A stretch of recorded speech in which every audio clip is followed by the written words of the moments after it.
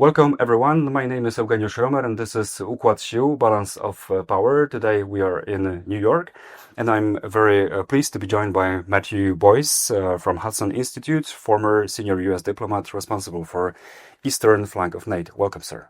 Nice to be here. So yesterday, because we meet on Monday, there were talks in Miami between Ukrainian delegation and American delegation, and in general, American administration is pushing towards peace in Ukraine. And why is it so? Because Donald Trump, he in the campaign said like Ukraine is not the most important issue for the United States of America. And now it seems like his administration is forcing each side to actually achieve peace. Why? He's already made a lot of progress on a lot of other conflicts, between Armenia and Azerbaijan, between Congo and Rwanda. I mean, so he wants to, Cambodia as well. So he wants to make some progress on all these conflicts. He considers himself a peacemaker, a resolver of conflicts. And after having done all these other ones, this one is the big one, and he wants to make progress on this one too. So it's a very, you're right. It's not, the number one priority, but after having done, a number of other ones, he wants to get to this one now. And because this has been festering now for almost 4 years, and he wants just to get it done. Now, the big challenge for a lot of people is to figuring out what's actually going on, because there are a lot of competing narratives here. There are, and figuring out exactly what is going on is quite a challenge. There's the Russian version. There's the version of those people who hate Trump. Then there's what appears to be maybe the Witkoff version, and then then you watch the meeting that we saw yesterday with Senator Rubio, or Secretary of State Rubio, who's when he speaks to the media, you have an even different version of what seems to be happening. So I can understand that there's a certain amount of confusion on the part of people who don't track this in minute to minute.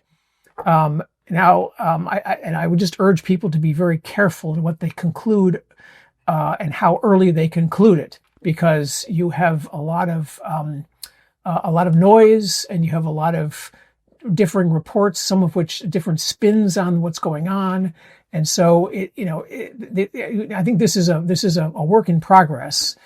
Most wars don't end at one meeting, and so we're going to continue to see sort of false starts, and then, different, and then hiatuses, breaks in the negotiations. And this will take some time for it to, for this whole thing to be resolved, because, as you can see, the Russian position is very, very, is maximalist. They have no intention of doing anything other than what they've been talking about for 4 years, which is basically, they win and Ukraine loses, and this, of course, is unacceptable to the Ukrainians, also to the Europeans, and it's also, I think, unacceptable to the United States, to this administration. So, I think we just have to be a bit careful in what we conclude and how early we conclude it, and how confidently we speak about what's actually going on. Because I can imagine also that the Russians are quite interested in sowing the seeds of doubt between our allies and the Trump administration. They are playing this up.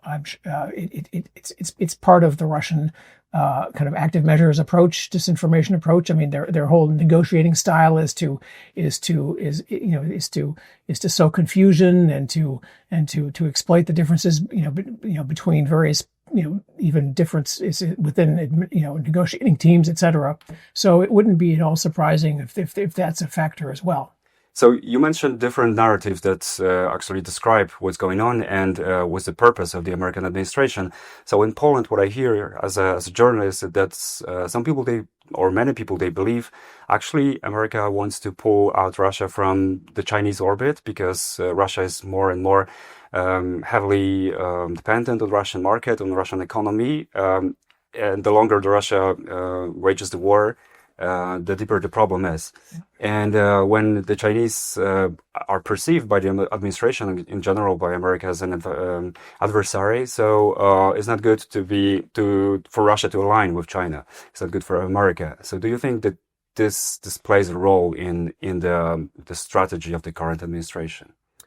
Well, I mean, I've seen this speculation now for several years, and to think that the United States can somehow or other persuade Putin and Xi from aligning on some of these grand maybe not persuade, but give options to Russia. Well, I mean, I've seen the speculation. I've seen the theory, the reverse Kissinger, so-called. I mean, I've been very skeptical of this scenario for quite some time, just because number one, it's unlikely to succeed, and number two, it's something that the administration is not in a position to do in the first place. The Russians and the Chinese have too much. Well, Putin and the CCP have too much in common in terms of their where they are geopolitically at this point. So I don't see it as very realistic.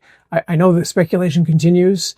And there's a certain category of people who are persuaded this is happening. I'm less persuaded this is the driving force. My sense is that the driving force is that Trump wants this war to end. He wants to do, and he after all these fits and starts, he believes that he can sort of force the parties to get to an agreement, which means sort of putting the pressure on, dialing up the pressure, and when it doesn't work, taking a pause, and then dialing up the pressure again, in the hopes that at some point or other the ducks will align and there will be some progress. So. I mean, I know the narrative. I'm as a former Sovietologist and a student of Russian negotiating tactics and strategy, etc. I'm and what I know of the geopolitical objectives of both the CCP as well as the Kremlin right now. Whatever, if these are serious thoughts in the part of the administration, I think they will. They're not going to succeed. Now they may be able to achieve an outcome, which means the guns will fall silent at some point.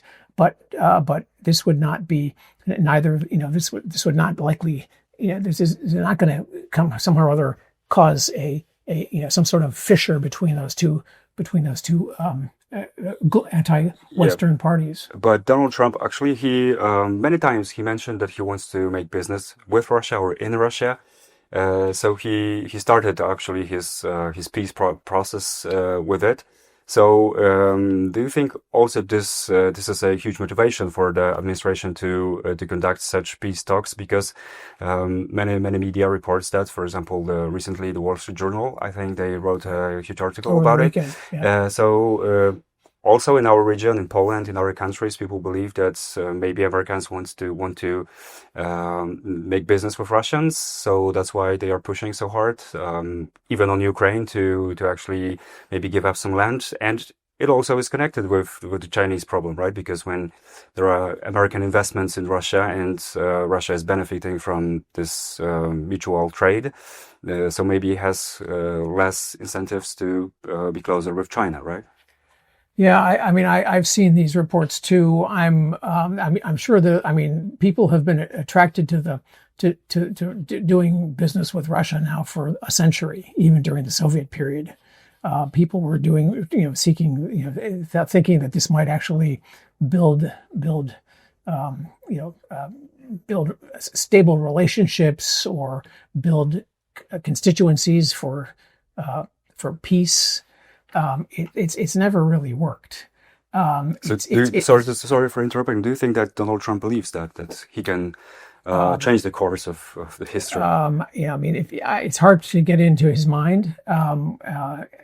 He's a business person, so as a business person, they business people often think that in these terms, but that doesn't. And of course, there is.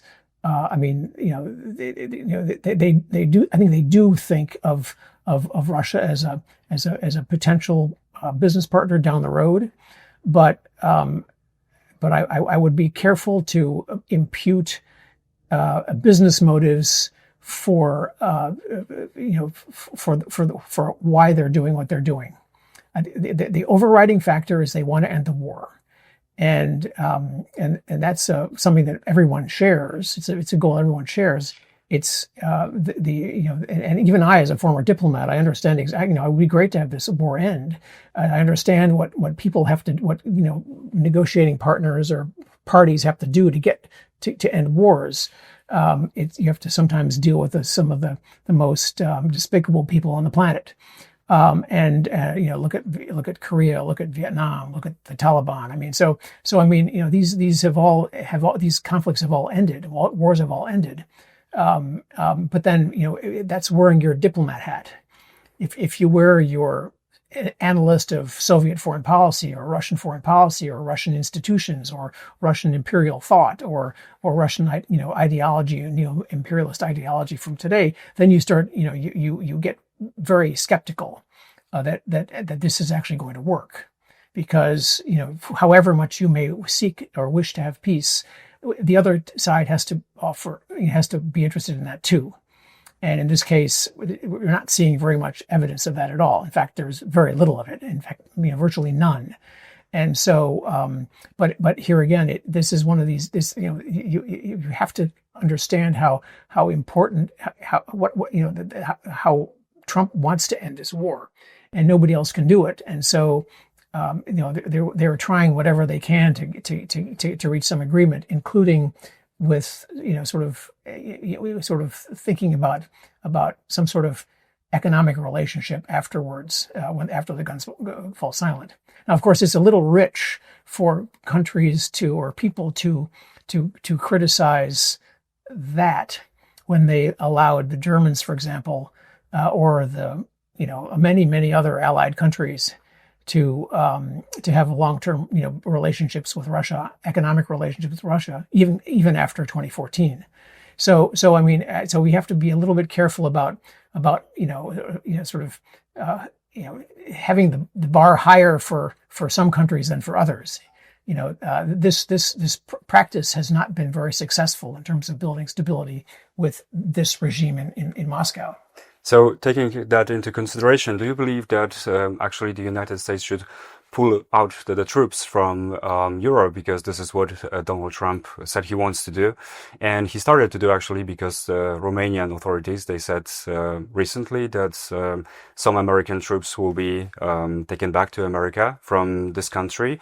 So even if a ceasefire or even a peace is achieved, as much as I understand, we should not expect it will be sustainable. So do you think that this is a good strategy? Well, I mean, if there has been some talk of maybe of reducing the orders of magnitude that we're talking about still, here it is 88 years after the war, after the war ended, World War II, and the United States still has so many military some assets in Europe. So you could argue that, isn't it about time that the United States were to maybe transfer some of the burden to our allies, who are increasingly capable of defending themselves? And at some point or other, you have to think of transferring some of that responsibility to them, because the United States can't want European security more than the Europeans do, right? Now the question is how you do that now, and what sorts of assets do you have where, and how, and et cetera. Now the president has said that he doesn't want to reduce the number of military assets in Poland. In fact, he's even talked about maybe even increasing them.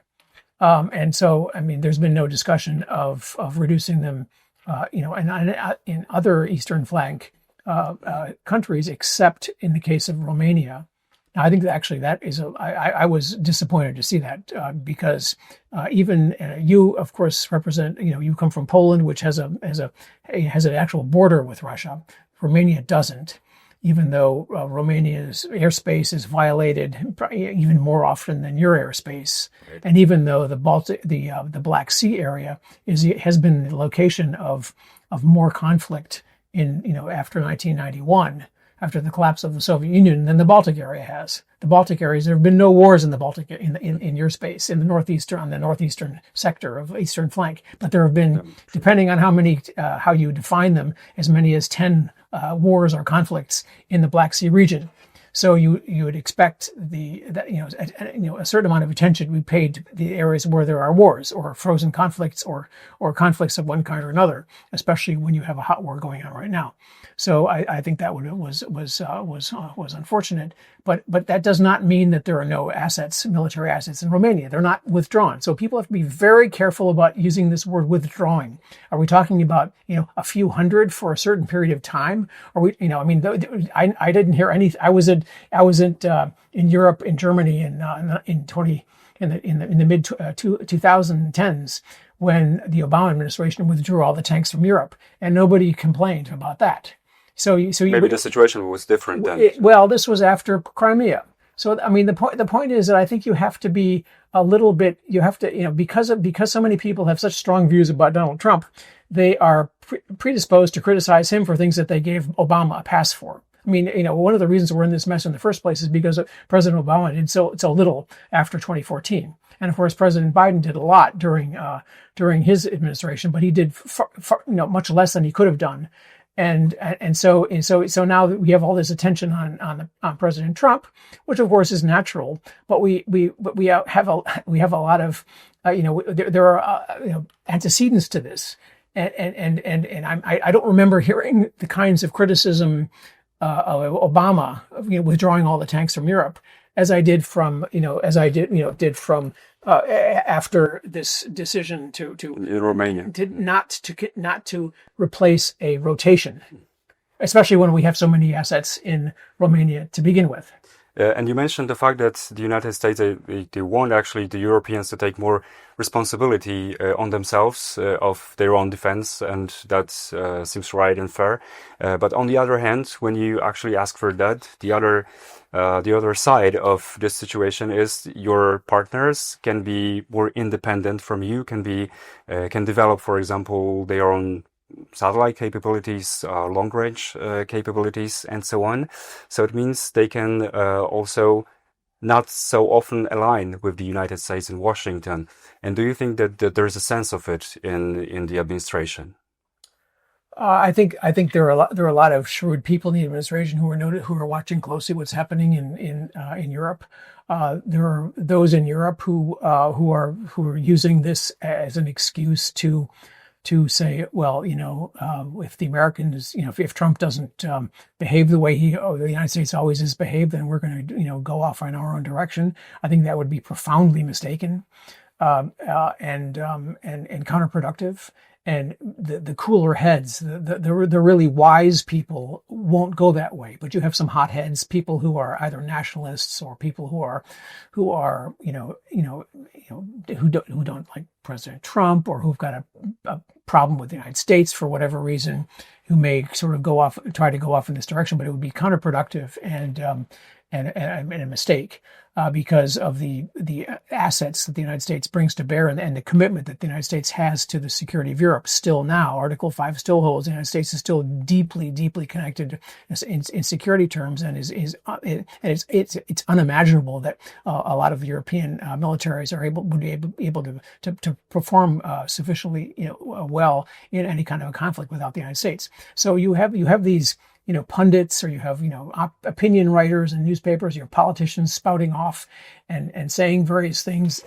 And of course you have, you have to, account for a certain amount of emotion there, perhaps, or anti-Americanism or anti-Trumpism or whatever it is, or nationalism, or however you want to explain it. But the point is that this would be, I think, profoundly counterproductive and a mistake. And plus, the coolest heads don't think that way. They know they have to do more themselves, but they also know that the United States is there, as we have been ever since the end of the war. In one of the scenarios discussed in NATO, actually, what I read in papers is, for example, Russia invading one of the Baltic states, but not like a full-scale invasion, but a small incursion and grabbing some part of land, saying, for example, it's protecting the Russian-speaking part of the society, right? And they are saying if there is a counteroffensive, they are going to even use nuclear weapons to counter it. So do you think in such scenario the United States would intervene strongly and actually consider this situation as something triggering the Article 5, as you mentioned? Well, these would be Article 5 cases.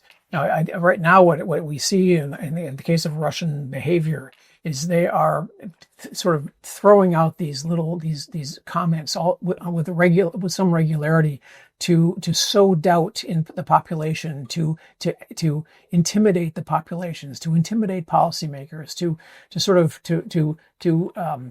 create the impression that to make them anxious, to make them fearful. And of course, the ultimate objective is to divide the Allies and to divide Europe from the United States. And this is so transparent that I'm sometimes surprised that people still fall for it, because especially the smartest people on Russia have always been on the eastern flank of NATO. They always know that they've been watching this Russian behavior for you could argue for more than a century. And so, and for them to fall for this is a little bit surprising, because they this is the way the Russians behave, and they need to sort of, I think, sit down and take a deep breath and realize that they're being played, that this is part of Russian active measures. It's been this way for a long time, and in the end, NATO still exists, is strong, still has an Article 5, and these sorts of pinpricks, or whatever you want to call them, tests or provocations would be, especially if we're talking about more than just a drone overflight or something. Or aviation, fighter intrusions into airspace, that those would be met, would seriously be Article 5 cases. So coming back to Central and Eastern Europe, I think in our region there is a discussion how we should prepare ourselves better to be more secure, safe in case of any military action undertaken by Russia. And some people say we should rely more on our Western European allies like France or Germany or the Great Britain.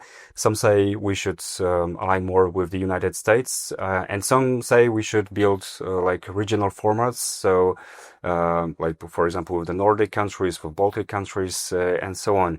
I think they are, you should not consider them probably as something that you can not pursue like together, because you can do it, of course. But which way for you is the best? Well, I think the primary sort of focus should be on NATO.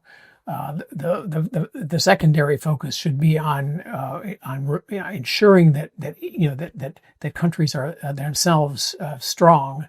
I mean, have serious capabilities, because so many European NATO member states have seriously have paid not nearly enough attention to their own security over the course of the last 30 years. They've taken a massive vacation from history and ignored all sorts of very clear, blinking red lights, and have not responded to this. And now they're in a situation where they think, oh dear, I need to really sort of catch up. And of course, they're not there yet, because this all takes time. And so I think so you have a NATO priority, then you have ensuring that the countries themselves are as have the capabilities that they need, I mean, these regional kind of formats. I mean, I think it's perfectly logical for Poland, for example, to have, it has a lot in common with the Baltic states as well as with the Nordics, the Finns and the Swedes, for example, and maybe the Danes and the Norwegians. I mean, if you look at the geography, there's a lot of overlap there in terms of interests, and so it's not at all surprising that contacts would be intensifying with those countries because of the Baltic region. I think it's if anything, it's an all of the above situation rather than either or, just because it's because they all add value. When you say we should actually build our own capabilities, do you mean also defense industry, or because I think it's really hard for one country to build all the capabilities are necessary, right? So long-range rockets, for example, I know satellites, and any different kind of equipment. So how this problem should be solved? Because American capabilities in terms of producing weapons are also limited. So what would you recommend to countries like Poland, like the Baltic states or the Nordics? How should we improve our defense industry, and how and why and where should we buy equipment? Well, I mean, you have a significant military kind of industry yourself, and as do most countries. There's a lot of overlap. There's a lot of duplication. But then your country, for example, for all of its incredible talent and its military infrastructure, you can't some of the things you can't build, and so you need to acquire them from somewhere, whether it's from Korea, or whether it's from the United States, or you name it, for whoever produces it well. And so, I mean, I think the United States would, of course, very much like to continue its relationship with you in terms of military hardware, etc. But I think it's also natural that your country becomes, more and more able to do some of these things itself, and maybe develop certain niche capabilities that it then can, sort of export itself. So, I mean, you just need to. Countries need to focus on the capabilities rather than the number of the 5% or the 3.5 or whatever it is. They need to focus on the capabilities to ensure that they actually have what they need, and where they get it is almost immaterial as long as they have it. Maybe we can, for the final topic, discuss Germany, because German Chancellor, he said he wants his country to build the biggest army in Europe, and the government started to invest very big amounts of money into the defense sector. And actually, Matthew Whitaker, so an ambassador of the United States of America in NATO, he said that he praised this decision, and he said that's a very good path for the German country. So how is it perceived in America, and do you think that this is something that increases security in Europe? Well, I mean, Germany has massively underspent last year was the first time it was above 2% since 1992, which is basically, I mean, just do the math. I mean, it's unbelievable how much they've underspent for so long, and for them to sort of to be speaking in these terms is extremely important and very valuable, because they used to have a serious military during the Cold War, and they let that all atrophy, and so now they're trying to rebuild it, which is about time, and very positive. Now, this, of course, if anybody who follows the German procurement system or the German media, or sort of like what's happening in Germany, these are all very positive goals, but for until they reach them, it'll take a while. So as much as we appreciate the goal, and it will be some time before they get there. We can, and I don't think we need to worry about this either. I mean, Germany is not in a position. We don't need to. If Germany does, in fact, if Merz does in fact build the largest military in Europe, I don't think the neighboring countries don't need to worry about this. They still won't have nuclear weapons. and the German military culture and political culture is not such that they would use this in any way other than defensive. So good on him for catching up, or for pledging to catch up after having taken such a massive vacation from history, and really consumed the peace dividend that landed in their laps, and also for correcting some of the major geopolitical blunders that they made, specifically in terms of their relationship with Putin. And what many experts underline when discussing German economy, they actually are saying that the pillars are collapsing, almost all of them, of the German economic success, because the resources from Russia are gone. The security from America is also maybe not gone, but slowly declining as well. And also, American market is closing because of the tariffs. Maybe not closing, but it's way more harder for the Germans to sell to the American customers. And of course, in China, there's a similar situation. So it's not so easy to earn money on Chinese market for the Germans.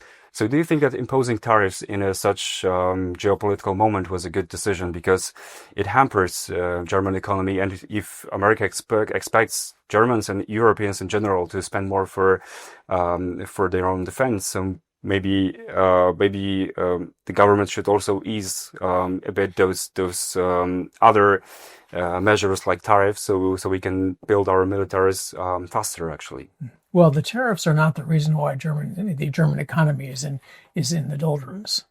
The reason Germany's economy is not doing as well as it was, 10, 20, 30 years ago, is not because of tariffs. There are a lot of other reasons why Germany's economy is where it is right now. They have to do with regulation and energy costs and poor energy policy that is now coming home to roost, and is burdening their manufacturing sector to such an extent. Germany has also missed the boat on some of the key technology developments over time. There are a lot of reasons why Germany's economy is not performing the way it was in the past. Many of which are self-inflicted.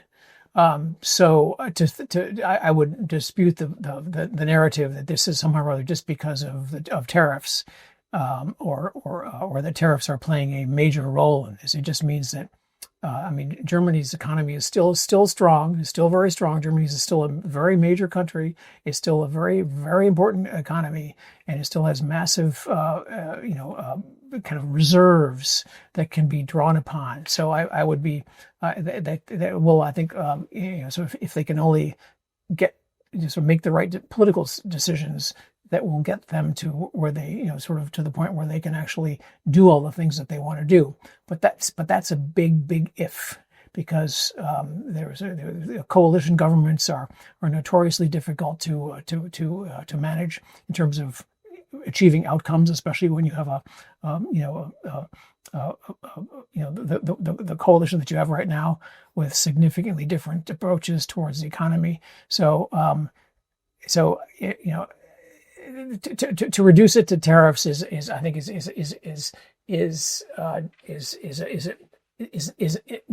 not the right way to go.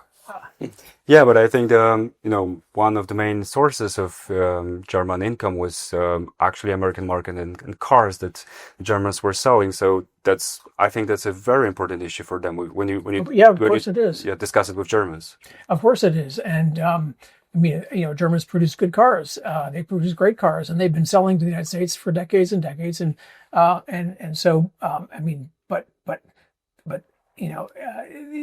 There are some differences in the way each of these, Germany and the United States, calculate their costs and their in terms of the taxes that they levy on each other, and the Trump administration is finally taken a look at some of these differences and said, excuse me, there are some areas here where we need to kind of correct some historical imbalances here.